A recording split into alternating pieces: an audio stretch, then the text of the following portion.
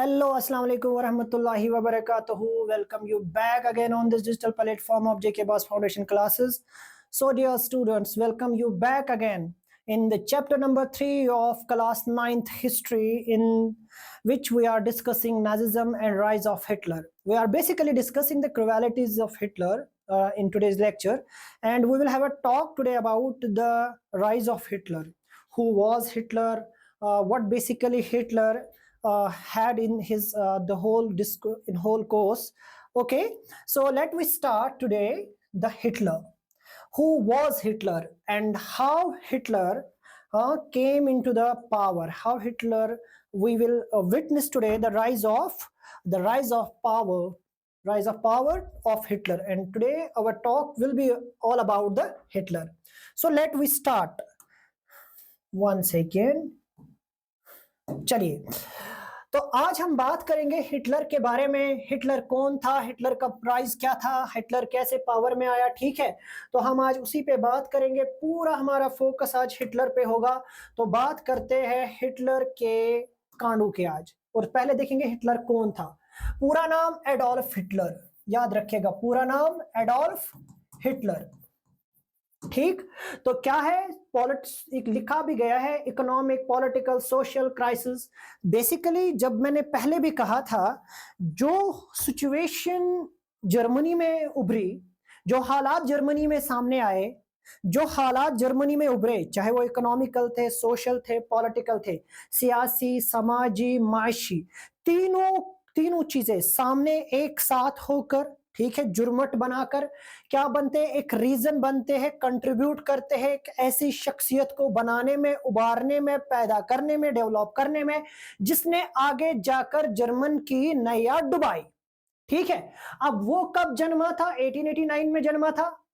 कहां पर? ऑस्ट्रिया में जन्मा था। यानी ये जर्मन का रहने वाला नहीं था। कैसे भी करके इसने फिर जर्मन में लड़ने का बड़ा शौक था, लड़ाकू था, पहले से एग्रेसिव था।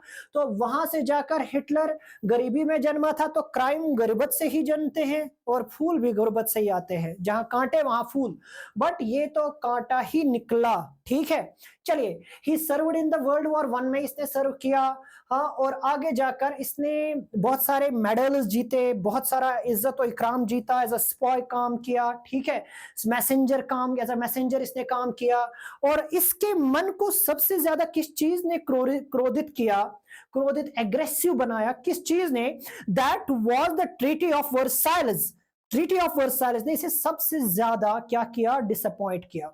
क्यों? इसने अपने अंदर अगर हम चेक करेंगे, अगर हम एज अ परसीव करेंगे, इफ वी परसीव, इसने सोचा होगा इतनी सख्त जंग लड़ी, खून बहा, खून बहने के बाद लाशें दिखी, लाशों के बाद डिस्ट्रक्शन देखा, फिर कुछ लोगों ने कैसे, हाँ, हम जीत रहे थे, हम जीत गए थे, और हमारी उस मेहनत का, उन लाशों का, उस खून का, हाँ, क्या सिला मिला कि कुछ लोग जाके वीमर बनाते हैं, कुछ लोग जाके डेमोक्रेटिक कॉन्स्टिट्यूशन बनाते हैं, कुछ लोग जाके डिक्लेयर कर देते हैं वी नीड पीस। और किस बहाने पे पीस? भाई, तुमने ट्रांच लाइव देखी, तुमने देखा एक मैसेज कैसे दूसरे सोर्स कैसे लाए जाते हैं, कैसे आप तक इंफॉर्मेशन पहुंचती है, और ये अंदर ही अंदर हिटलर को खा रहा था। हाँ, ये चीजें जब हिटलर को ट्रैक कर रही थी, तो यही से बेसिकली एक क्रूर हिटलर सामने आया और उसी चीज को दिखाया गया है। देखिए, लिखा भी गया ना, Germany's defeat and the Versailles treaty angered him. गुस्सा भरा था इसमें, और वो गुस्सा आगे जाकर दिख रहा था इसके लेक्चर्स में। ठीक, और कहा गया ना, in 1990 he joined the German workers party. और ये 1919 में क्या करेगा बच्चा? 1919 में ये एक पार्टी ज्वाइन करेगा जिसको नाम दिया जाएगा German workers party.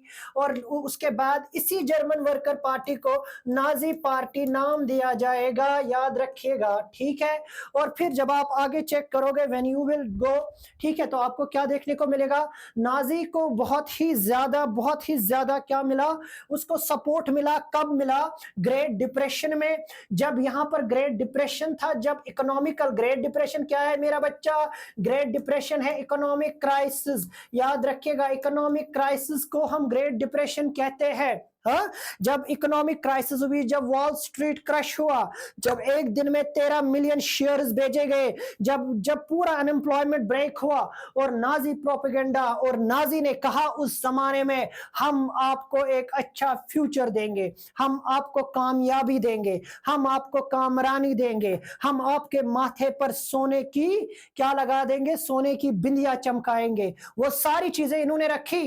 Nazi propaganda, propaganda का मतलब ही क्या है, एक फॉल्स स्टेटमेंट, ठीक है, भड़काऊ बयान के साथ। और क्या क्या इन्होंने नहीं किया, वो झूठे वादे, झूठी कस्में जो अभी इलेक्शन वाले कश्मीर में भी कर रहे हैं, फिर आगे जाके पता है वो सारी चीजें, क्योंकि we are reading political history और हमारे यहाँ तो बात होगी, पॉलिटिक्स की बात होगी, ऑब्वियसली होगी, ठीक है, और सबको पता है, हाँ, और सबको खबर है क्या, एक बेटर फ्यूचर कश्मीर को भी अभी वादे दिए जा रहे हैं और हमें भी सभी को ये वादे दिए जा रहे हैं, बट कितने वो प्रूव है ये सबको पता है। मगर हम बात कर रहे हैं नाजी प्रोपेगेंडा की। नाजी ने भी सेम यही प्रोपेगेंडाज यूज किए, फॉल्स बिलीफ्स, मिथ्स, ठीक है, और कहा कि हम आपको सब कुछ दिलवाएंगे, हर घर में नलका होगा, हाँ, हर घर के हर एक के सर के ऊपर छत होगी, अच्छे कपड़े, एजुकेशन, सारा better future, transport, communication, health care. But last पर क्या था, लास्ट पर था एग्रेशन, लास्ट पर क्या था, लास्ट पर था डिस्ट्रक्शन। और जब आप देखोगे 1928 में नाजी ने खाली 2.6% वोट, इतना सारा कुछ करके 1928 में इसके पास खाली, क्योंकि अभी बढ़ रहा था, डेवलप हो रहा था, राइज हो रहा था, हाँ, तो 2.6% वोट। और 1932 में ये लार्जेस्ट पार्टी, जो मैंने कल भी कहा था, 37% वोट इसको मिले। और फिर आगे जाके हिटलर का जो ये पावरफुल स्पीच था ना, इसने इंस्पायर किया और इसे कहा गया he will build the nation. और कौन सा नेशन, एक नॉन नेटिव क्या बनाएगा, जर्मन नेशन बनाएगा, क्योंकि हिटलर ने दिल ही दिल में जर्मनी को अपना नेशन बनाया था और अब जर्मन से जुड़ा हुआ था, जर्मन के लिए लड़ा था इसने, ठीक है।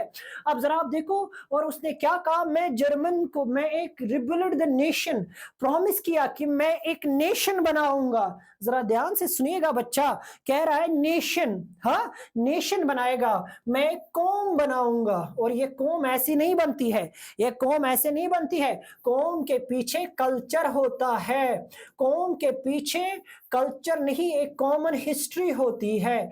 और कौम के पीछे इस, ये नेशन एक सोशल यूनिट है, याद रखिएगा बच्चा, ये एक सोशल यूनिट है, क्योंकि यहां पर एक बहुत बड़ा वर्ड लिखा गया है नेशन। और अब इसके बाद एक सोशल यूनिट ही नहीं, यहां पर इमोशंस काम करते हैं, हाँ, यानी अब नेशन का मतलब जहां पर डाइवर्सिटी होगी, कौन सी डाइवर्सिटी बच्चा, कल्चरल डाइवर्सिटी होगी, जहां पर स्टैब्लिश होगा, जहां पर एरोमा होगा, याद रखिएगा, जहां पर डाइवर्सिटी होगी, डाइवर्सिटी होगी तो नेशन, एक ऐसा नेशन बनाऊंगा। वर्साइल्स, ट्रीटी ऑफ वर्साइल्स को खत्म करेंगे, मैं जर्मन प्राइड को रेस्टोर करूंगा, मैं जर्मनी की वही आन बान शान वापस लाऊंगा और ट्रीटी ऑफ वर्साइल्स को दफा करूंगा। इवन इंग्लैंड ने तो हाँ भी मान ली थी ना, आगे जाके कहा था ना, हाँ ये तो गलत है जो इनके साथ हुआ है, ट्रीटी ऑफ वर्साइल्स तो हार्श ट्रीटी थी ही थी, it was not only harsh, it was humiliating treaty. चलिए आगे, ही प्लेज्ड टू क्रिएट, इसने कहा जॉब्स चाहिए, फ्यूचर चाहिए, फाइट टू फॉरेन थ्रेट, सब कुछ मेरे पास, मतलब एक पिटारा जिसमें सब बीमारियों का इलाज, एक अनार 100 बीमार, वो सारा किस्सा यहां पर जर्मनी में चल रहा था through this man, he was known as the Hitler। हाँ, अब जरा देखते हैं डिस्ट्रक्शन ऑफ डेमोक्रेसी, अब जरा देखते हैं इसने डेमोक्रेसी की बैंड कैसे बजाई अपने समय पर, ठीक है।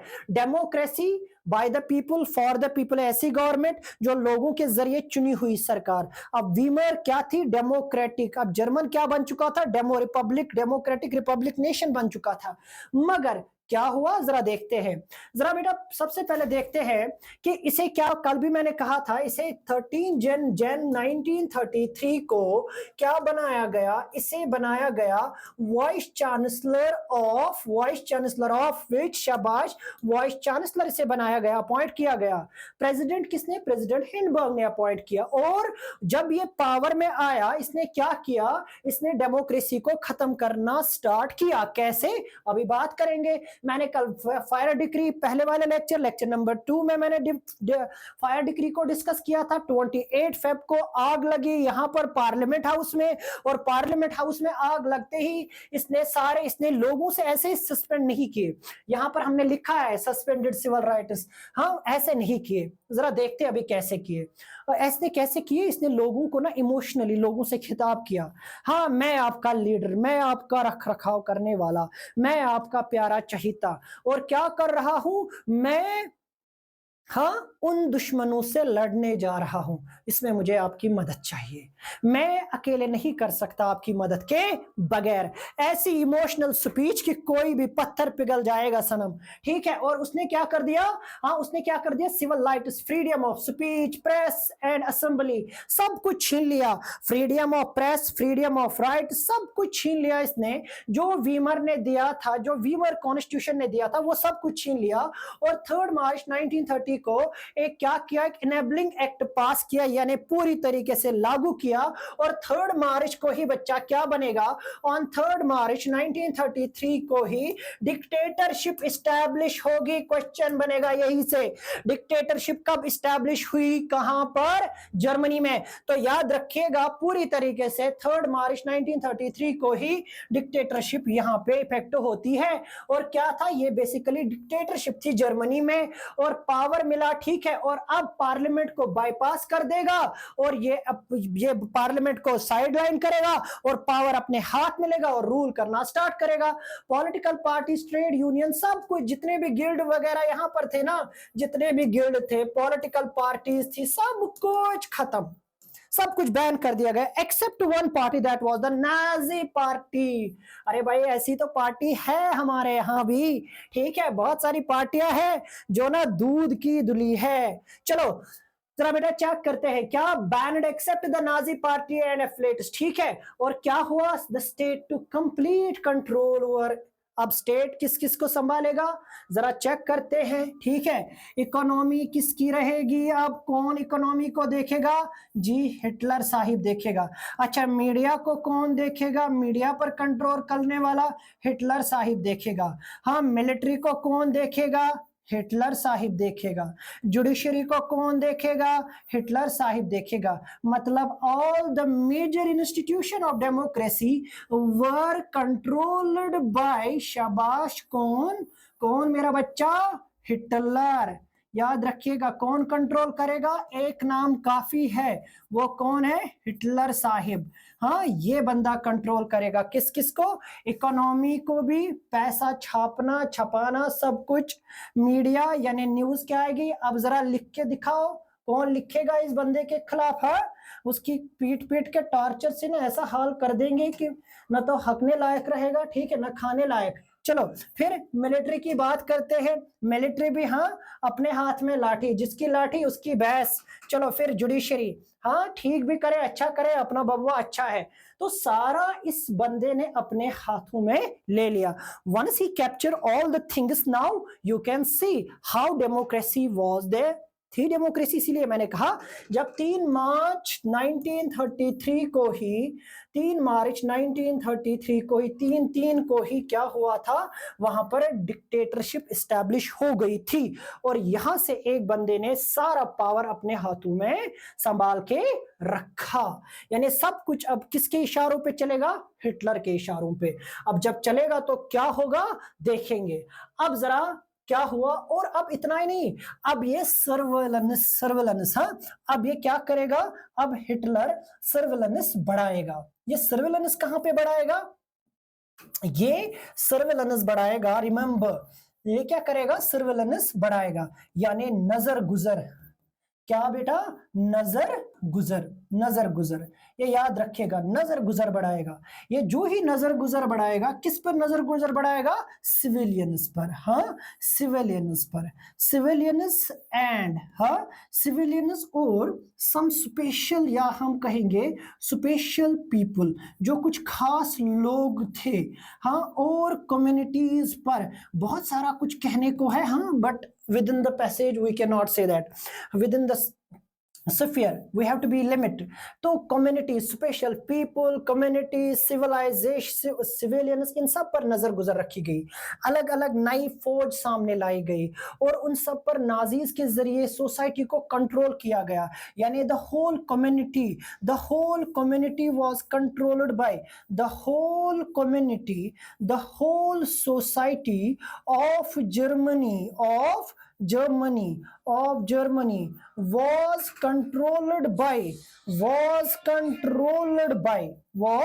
controlled by Nazi indirectly or directly।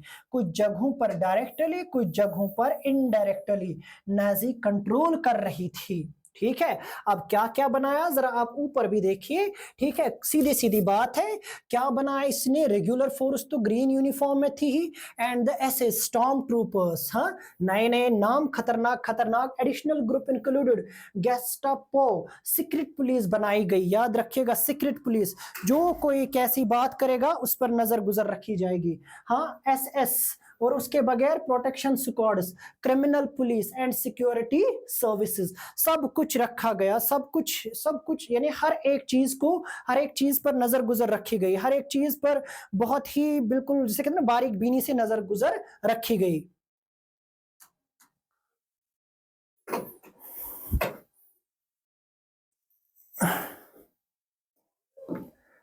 चलिए अब जरा देखते हैं क्या हुआ। अब जरा हम देखते हैं क्या हुआ। Extra constitutional powers, these newly organised force, इनको जितनी भी अब नई एजेंसीज बनाई गई इनको ज्यादा पावर देने की जरूरत थी। हाँ, पावर का मतलब याद रखिएगा, अब पावर किस किस तरह का है। पावर कॉन्स्टिट्यूशनल भी हो सकता है, इस चीज को जरा आज दिमाग में डालिएगा प्लीज। हाँ, आगे 10th में काम आएगा। पावर कॉन्स्टिट्यूशनल भी हो सकता है, पावर नॉन कॉन्स्टिट्यूशनल भी होता है। बट पहले पावर को चेक करना है। नॉन कॉन्स्टिट्यूशनल पावर का मतलब, अगर मैं सीधा सीधा कहूँ, अथॉरिटी, रेस्पॉन्सिबिलिटी, ड्यूटी, हाँ, ऐसे भी अगर मैं कहूँ, ठीक है, डिसीजन मेकिंग, ये सारा पावर है। गवर्नमेंट भी बहुत सारे लोगों को इख्तियार देता है, पावर देता है। ठीक है, रेस्पॉन्सिबिलिटीज देता है, अथॉरिटीज देता है, डिसीजन मेकिंग की कैपेसिटी देता है। तो ज्यादा पावर, तो उसका मतलब क्या होगा, ये नई ऑर्गेनाइज्ड, ठीक है, जितनी भी जो भी फोर्सेस होंगे नाजी स्टेट में, उनको ज्यादा पावर दिया जाएगा। क्यों? जो ज्यादा जुल्म करेगा उसको ज्यादा इनाम मिलेगा। Reputation as the most dreaded criminal state, क्योंकि इनको क्या करना है, नाजी स्टेट, यहां पर वर्ड देखिएगा, नाजी स्टेट को क्या बनाया गया, सबसे खतरनाक स्टेट बनाया गया, एक सबसे क्रिमिनल स्टेट बनाया गया। यानी German becomes the Nazi state. पहले ये थी जर्मन स्टेट, जर्मनी एक स्टेट थी, जर्मन एक पॉलिटिकल यूनिट था, जर्मन एक ऑर्गेनाइज्ड गवर्नमेंट था। अब जर्मन बन गई नाजी स्टेट। अब यहां पर नाजी सारा कुछ कंट्रोल करेगी, अब नाजी यहां पर सब कुछ देखेगी। People could be now detained. अब ये जो थे ना गेस्टापो, ये टॉर्चर चैम्बर्स थे, यहां पर लोगों को टॉर्चर किया जाता था, इंट्रोगेशंस होते थे। और टॉर्चर और इंट्रोगेशन का नाम सुनते ही इंसान के हाथ से ना क्या कहेंगे, पसीने छूट जाते हैं। ऐसा खतरनाक तरीन टॉर्चर, इंसान के हाथ जिंदा काट देना, उसकी खाल खींचना, हुक्स में से हुक्स निकाल के, जो गाड़ियों के लगे होते हैं जिससे सीमेंट वगैरह उठाया जाता है, उन हुक्स को बॉडी में चिपका के, बिल्कुल जिसे कहते हैं ना खड़ा खड़ा ऐसे ही लटकाना, टांग देना, ये सारी चीजें इन टॉर्चर्स में होती है। ठीक है, और rounded up and sent to the concentration. अब कंसंट्रेशन कैंपस क्या होते हैं, ऐसे बिल्कुल ऐसे कैंपस, ऐसी जगह है जो एनक्लोज्ड होंगी, या हम दूसरी भाषा में कहेंगे आइसोलेटेड प्लेसेस। कहां से, कॉमन लोगों से आइसोलेट होंगे। और ये क्या होंगे, ये कंसंट्रेशन कैंपस, इन पर खारदार तारें लगी होगी, तार से बिल्कुल बंद होगी। ठीक है, यहां पर कोई आम व्यक्ति नहीं आ सकता। और यहां पर कौन से लोग होंगे, जिनके ऊपर there will be no trial, जिन पर कोई ट्रायल नहीं होगा, कोई जिसे कहते हैं ना, कोई जुडिशियल प्रोसेस नहीं होगा। ठीक है, ये सारे कोई जुडिशियल प्रोसेस नहीं होगा, ये सारा यहां पे चलेगा जर्मनी में। और कोई लीगल प्रोसीजर नहीं। Police force acquired power, police force acquired power to rule, हाँ, विद इम्प्यूनिटी, मतलब पुलिस को पावर मिलेगा कि जिस जो मर्जी तुम्हारी है वो करो, किसके साथ, पर्टिकुलर कम्युनिटीज के साथ। जरा अभी आगे चलेंगे, वो पता चलेगा। Hitler assigned the responsibility of economic recovery to the economist. अब ये तो एक मसला था, अब रिकंस्ट्रक्शन के लिए क्या करेगा हिटलर? रिकंस्ट्रक्शन के लिए हिटलर क्या करेगा? एक अमेरिकन इकोनॉमिस्ट हैजलेमर साशे, ये याद रखिएगा, who was Hazlemer Sashe, question पूछा जा सकता है, who was Hazlemer Sashe, who was Hazlemer, who was Hazlemer Sashe, हाँ, हु वॉज हैजलेमर सैशे। तो आप कहोगे he was, Hazlemer Sashe was American economist. कौन था बच्चा? अमेरिकन इकोनॉमिस्ट, ठीक है। अपॉइंटेड बाय कौन अपॉइंट करेगा बच्चा? Appointed by Adolf Hitler, Adolf Hitler appoint करेगा हिटलर। अच्छा, किस लिए अपॉइंट करेगा? टू रिकंस्ट्रक्ट, जो इकोनॉमी खत्म थी, to reconstruct the economy of Germany, economy of Nazi state. हाँ, अब मैं यहाँ पर जर्मन वर्ड यूज नहीं करूंगा, आप जर्मन भी कर सकते हो, ठीक है, हम वो भी एग्जाम में कंसिडर करते हैं, बट बेटर रहेगा, एक सूटेबल रहेगा, एक जुडिशियल आंसर रहेगा कहना कि नाजी स्टेट। हाँ, अब क्या होगा, क्यों बनाएगा, क्यों लाएगा हैजलेमर सैशे को? क्या जरूरत पड़ी यहाँ पर एक अक्लमंद बंदा लाने की? जरूरत पड़ी, जरूरत थी। क्यों? इसने इसे कहा कि अगर तुम चाहते हो अपनी कंट्री की इकोनॉमी स्ट्रांग करना, अपने नेशन की, तो क्या करो, यहाँ पर आप पब्लिक, या जिसे हम कहते हैं ना सोशल प्रोडक्शन स्टार्ट करो, पब्लिक फंड्स यूज करो, ठीक है, आप state based, state funded work काम करो, ठीक है, यानी गवर्नमेंट की कंपनियां स्टार्ट करो, आप पब्लिक फंड यानी लोगों का पैसा, या जो टैक्स जो आपके पास है, टैक्स से फैक्ट्रियां बनाओ, इंस्टीट्यूशंस बनाओ, अ स्टेट फंडेड, जिसमें गवर्नमेंट फंड करेगी, वर्क क्रिएट करो, जिससे काम बनेगा, काम बनेगा तो पैसा बनेगा, पैसा बनेगा तो लोगों की जो कंजप्शन पावर है, कंजप्शन पावर, मेरा बच्चा वर्ड सुनना, कंजप्शन पावर, खरीदने की क्षमता, कंजप्शन पावर, खरीदने की क्षमता, वो बढ़ेगी। कंजप्शन पावर बढ़ गई तो automatically you can do it. The project produced the famous German super highway, इससे बहुत सारी चीजें बेटा सामने आई। हाँ, जर्मन सुपर हाईवे, ठीक है, और उसके बदले क्या हुआ, लोगों की कार जिसे वॉक्सवैगन कहा जाता है, और भी बहुत सारी चीजें सामने आई, क्योंकि इसने पैसा खर्च किया, पैसा इन्वेस्ट किया, ठीक है। चलो अब जरा लास्ट ये वाला हिस्सा देखिए, अब इसकी फॉरेन पॉलिसी क्या थी, किसकी? हिटलर की। वो हमें देखने को मिलेगा कि सबसे पहले ये बंदा लीग ऑफ नेशन से निकल जाता है। लीग ऑफ नेशन का जो मॉडिफाइड वर्जन है वो आजकल यूनाइटेड नेशन, और यूनाइटेड नेशन से पहले लीग ऑफ नेशन था। वहां से इस बंदे ने पहले ही कहा, मैं तो नहीं रहने वाला हूं तुम जैसे लोगों में, हाँ, मैं क्यों रहूंगा तुम्हारे साथ, तुम रीऑक्युपाइड राइनलैंड। 1936 में पहला एग्रेशन राइनलैंड को वापस कब्जे में लेता है। हाँ, यानी पूरी दुनिया को दांत दिखाने, आंखें दिखाना, लाल आंख दिखाना शुरू किया इसने। और अब क्या करेगा, ऑस्ट्रिया जर्मनी को 1938 में ये एक करेगा। क्यों कहेगा? One leader one people one empire, one people one empire one leader. हाँ, वन पीपुल हम एक है, वन एम्पायर हम एक ही हुकूमत है, एक हाँ वन लीडर, तो एक ही लीडर होना चाहिए। और फिर उसके बाद जर्मन स्पीकिंग, हाँ, तो उसने क्या किया, Switzerland from Czechoslovakia and governed up the entire country. Aahista Aahista फिर आहिस्ता आहिस्ता इसने और भी अपने नए नए अमाल शुरू किए, जिनमें हिटलर ने वॉर को क्या किया, अप्रोच इसने क्या किया, वह Hitler choose war as the way out of the approaching economic crisis. इसने अपनी जगह पर चॉइस ली कि भाई यहाँ पर आपको बातों से, डिस्कोर्स से कुछ नहीं होगा, you have to have war, जंग लड़ना है, लड़के ही चीजें हासिल होगी, मोहब्बत वगैरह पॉलिसीज कुछ काम नहीं करती। हाँ, और इकोनॉमिक क्राइसिस से अगर बाहर आना है तो लड़ के आना है। Resources were to be accumulated through expansion of territory, और किसका मतलब कि मुझे क्या करना होगा, expansion of territory, expansion of territory, expansion of territory, यानी ये मेरी सीमा है, इसको यहां नहीं, यहां नहीं, यहां लाना है, ये सेंट्रल पॉइंट ये है जर्मनी अभी की। इसे क्योंकि यहाँ से इसके एरियाज थे उसको कैप्चर किया गया था, मुझे यहाँ से यहाँ आ जाना है। ठीक है, एक्सपेंड फैलना, जब मैं टेरिटरी फैलाऊंगा रिसोर्सेज खुद ब खुद मेरे बनेंगे, और रिसोर्सेज बनेंगे तो रिसोर्सेज होंगे, याद रखिएगा रिसोर्सेज होंगे तो इकोनॉमी बढ़ेगी, इनकम बढ़ेगी। रिसोर्सेज बढ़े प्लस होंगे तो इनकम बढ़ेगी, इनकम बढ़ेगी, इनकम राइज होगी। ओके तो चलिए सेकेंड वर्ल्ड वॉर। अब सेकेंड वर्ल्ड वॉर कब शुरू होगा? 1939 से लेकर 1944 तक। ये था खतरनाक तरीन जंग। हाँ, कितने करोड़ लोग मारे गए पता ही नहीं। पता ही क्यों नहीं, अभी सारा कुछ पता चलेगा। हाँ, मिलियंस में लोग मारे गए, मिलियंस में। तो अब जब आप चेक करोगे ये किस किस के बीच में, अगेन यहाँ पर हमें दो नेशंस देखने को मिलेंगे, दो ग्रुप्स देखने को मिलेंगे। ठीक है, अब वो दो ग्रुप कौन है? अभी हमारे पास इस बार जापान सामने आएगा। ठीक है, इस बार भी हमारे पास अलाइज आएगा। ठीक है, हमारे पास अलाइज वहां से एक ग्रुप होगा, और यहाँ से हमें कौन कौन देखने को मिलेगा?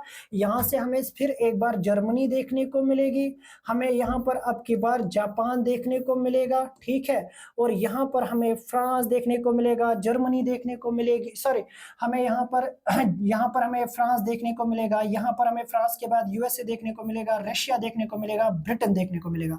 अब ये सारी चीजें हम देखेंगे। ठीक है, अब जरा पहले यहाँ की तरफ चलते हैं। यहाँ पर क्या हुआ? इन सितंबर 1939 जर्मनी इन्वेडेड पोलैंड। अब क्या करेगा ये पोलैंड? जर्मनी जो ही पोलैंड पर कब्जा करेगा, कब्जा करने के बाद इसे ये अपनी लेबोरेटरी के तौर पर इस्तेमाल करेगा, और जितना भी सारा क्रूर से क्रूर जो कुछ भी जर्मनी में, जो कुछ भी हिटलर ने एक्सपेरिमेंट किया, वो सारे एक्सपेरिमेंट पोलैंड में किए गए, यानी पोलैंड को फिर हब ऑफ द क्रुएलिटी बनाया गया, लीडिंग टू वॉर। और वहां से लोग फिर भाग गए। अब फिर यहां से फिर जंग। हाँ, फिर उसके बाद पोलैंड पर कब्जा करने के बाद, पोलैंड को हासिल करने के बाद फिर ये चलेगा फ्रांस और इंग्लैंड की तरफ लड़ने के लिए। हाँ, 1944 में क्या करेगा? ट्रिपार्टी पैक्ट साइन करेगा। ठीक है, और फिर आगे जाके ये क्या करेगा? This marked Hitler's claim. अब इसने दिखा दिया इनको ट्रिपार्टी साइन करने के बाद कि मेरा इंटरनेशनल पावर क्या है। और 1940 आते खत्म होते होते हिटलर क्या करेगा? इसका पावर बिल्कुल अरूज पर था, इसका दबदबा था, और फिर उसने कहा कि मैं अब ईस्टर्न यूरोप को हासिल करूंगा। क्यों? वहां से मेरी जो फूड नीड्स है, लिविंग स्पेस, एक तो जर्मन बढ़ेगा, लोग फैलेंगे, और जो मेरी फूड रिक्वायरमेंट है वो पूरी होगी। इसने सोवियत यूनियन पर हमला कर दिया 1941 में। सोवियत यूनियन मीन्स आज का यूएसएसआर, तब का यूएसएसआर, और अगर हम दूसरी भाषा में कहें, अब इसने गलत क्या की? रास्ता चुना। अब इसने गलती की रशिया पर हमला करके। रशिया कोई बच्चों का खिलौना नहीं। पूरे बोर्ड पे भी मैं नक्शा खींचू ना, नहीं आएगा। इतना बड़ा है रशिया। रशिया में घुसना आसान है, आप एंटर करते जाओगे, एंटर करते जाओगे, करते जाओगे, यहां पहुंचे, पीछे से वापस रशियन फोर्स वापस जगह घेर लेंगी।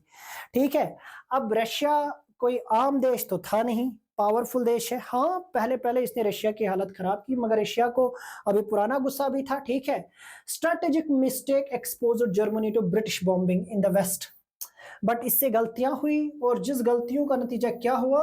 सोवियत ने ईस्ट में अटैक कर दिया, और Soviet red army delivered crushing defeat. और इन्होंने सीधे सीधे यहां पर जो रशियन आर्मी थी, उन्होंने जबरदस्त जबरदस्त इसको हराया। ठीक है, और फिर उसके बाद क्या होना था? उसके बाद क्या हुआ? यूएसए भी आगे जाकर इनिशिएट करता है, initially resisted involvement in the war initially. ठीक है, और फिर क्या हो गया? It couldn't remain neutral for long, और बहुत देर तक यूएसए भी पीछे नहीं रहा।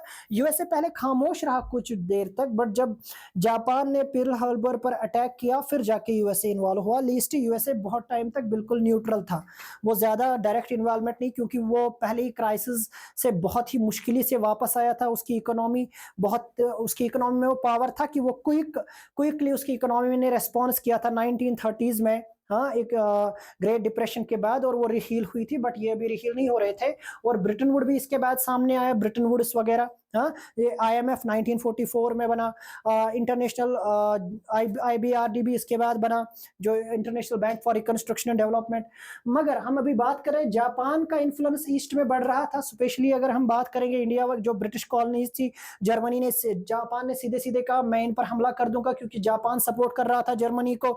तो ये डर भी यहाँ से पूरी दुनिया को सताने लगा, स्पेशली यूएसए और ब्रिटेन को, ठीक है, क्योंकि ब्रिटेन के लिए ये ईस्ट में जो कॉलोनीज थी, यानी जैसे इंडिया एक कॉलोनी थी, म्यांमार एक कॉलोनी थी, कुछ तो हासिल भी कर ली थी, ये उसकी शहरक थी, और अगर ये कट गई तो पूरा गुड़ गोबर, ठीक है।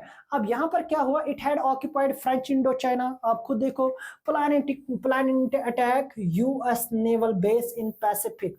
अब इसका मकसद था यूएस नेवल बेस पे हमला करना, और उसने क्या, when Japan allied with Hitler and bombed the US base, मैंने अभी कहा ना, जब इन्होंने ऐसा किया फिर जापान को भी जो नुकसान उठाना पड़ा वो अल्लाह ही जानता है। क्या हुआ, ये वॉर खत्म तो हुआ 1945 में, मई 1945 में हिटलर हारा, यूएस ने जब क्या एटॉमिक बॉम्ब हिरोशिमा पर छोड़ा, नागासाकी पर, तो उसके बाद आप सबको पता है कि वहां की मिट्टी तक जल गई। हाँ, यहां से क्या हो रहा है, आज का हमारा लेक्चर खत्म हो रहा है, इंशाअल्लाह ताला कल फिर मिलेंगे। हमें अपनी आरा से बिल्कुल नवाजिएगा, और कंटिन्यूअसली हमें अपनी दुआओं में याद रखिएगा। लाइक कीजिए, शेयर कीजिए, और जरूर सब्सक्राइब कीजिए, नीचे बेल आइकन पे क्लिक कीजिए, और हमें कंटिन्यूअसली आपकी मोहब्बत की जरूरत है, हमारे लिए आपका लव डोज ही काफी है। अस्सलाम वालेकुम।